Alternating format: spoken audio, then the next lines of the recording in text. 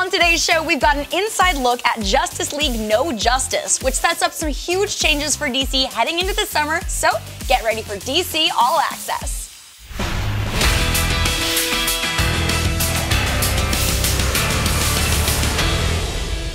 Hey guys, I'm Whitney Moore, and it is time for DC Nation, where we get a preview of DC's most important new titles straight from the source. You've got the Batman White Knight series come out, and that's a book that's exceeding all expectations. It was a book that came out.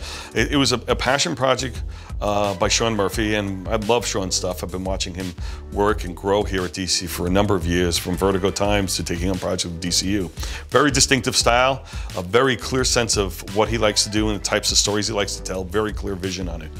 So when he built Batman White Knight, it was clear that he wanted to do something unique to himself and do an interpretation of Batman's world and the characters that existed in it.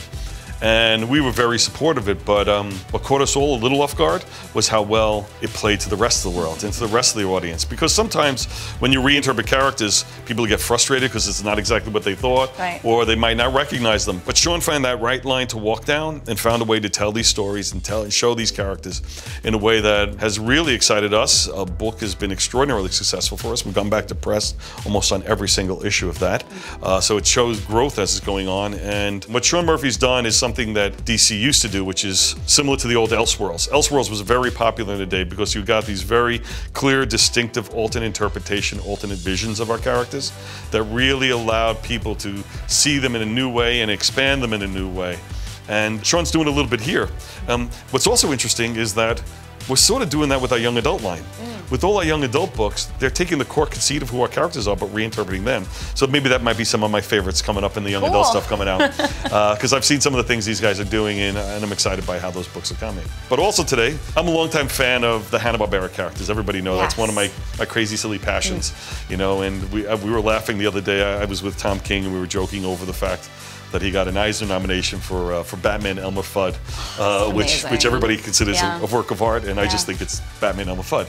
So, and Flintstones is one of my absolute favorite exactly, comics ever. and then, you know, it's funny, and when you talk about reinterpretations, those are the reinterpretations that I really love. Yes. What we did with Flintstones, how we played with some of the characters from the Hanna-Barbera cartoons, because they were very simplistic in their style and tone at that particular time. We were able to give a lot of contextual change to them that I felt grounded them and hopefully helped grow them. So one of my personal favorites when we started the Hanna-Barbera line was Scooby Apocalypse. Yes. Scooby is basically, you know, probably one of the most recognizable, if not the most recognizable character out of Hanna-Barbera, at least with the longest amount of product. So when we did Scooby Apocalypse, we wanted to really basically do Scooby meets Walking Dead. That was the concept, as simple as that. And I think the team did a brilliant job with it. And now we're reaching a milestone. We're getting to the 25th issue of that, which most people didn't think we were going to get past 6. And here we are at number 25. And because of the 25th issue, I sat down with the creative team and we wanted to do an epic story. And it's weird for me to say this, but the epic story is the death of Freddy. And they're actually doing the death of Freddy in Scooby 25, but they're doing it in a realistic and poignant way. This is a team that's been, you know, battling danger and flirting with death the whole way through, and now this hits home. It's such a bold choice. How did that get tossed around when you know? It's because, you know what? Because we're trying to show the evolution of the book, and honestly, again, they had a lot of ideas for story that got us to this point, but if we really wanted to continue with the series, which we do, then we needed a dramatic, you know, turning point for the series, something that was going to reconfigure what happens in that world, what their goals are, if they're ever going to be able to succeed, and then show a level of personal risks to show that the stakes are always there, that they're always being challenged. Just no different than we do in a lot of our other books. So the team took that, and you could approach it in a silly way, you can approach it in a realistic way, and these guys went in and took the death of Freddy as being a major story beat, just the same way they would do the death of Superman or the death of Batman. And so I think that they did a really wonderful job pushing that one over the top too. So, you know, interesting 2 books. Couldn't be any more different. Both of them reinterpreting things that we know really well. But on the other side of the coin, both of them really carving their own path and telling their own story. So if you're following them along, I think you'll have a great time with them both. Awesome. Well, thank you so much for sitting down with me today. I cannot wait to read these. It's a great time to be a comic book fan. It's a lot of fun. And if you're having fun with all this, then I'll give you a little hint. We've got more of the Hanna-Barbera stuff coming your way. Awesome.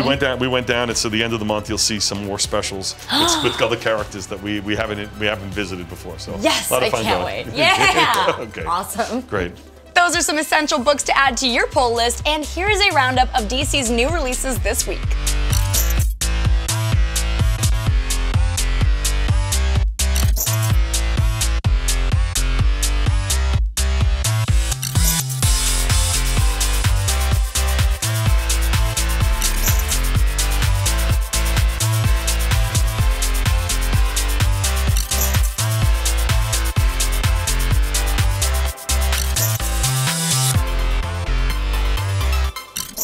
It's time for some updates from the rest of the DC universe. In animation news, Batman Ninja is officially out on Blu-ray and DVD, so for those of you who prefer physical copies of your DC films, now is the time to immerse yourself in the Dark Knight anime showstopper. After the movie blows your mind, you can get started on your Batman Ninja shrine with an unbelievable centerpiece from Sideshow Collectibles. Head over to sideshowtoy.com for more info on how to make that statue yours. And finally, Six Flags is opening new DC rides across North America this spring.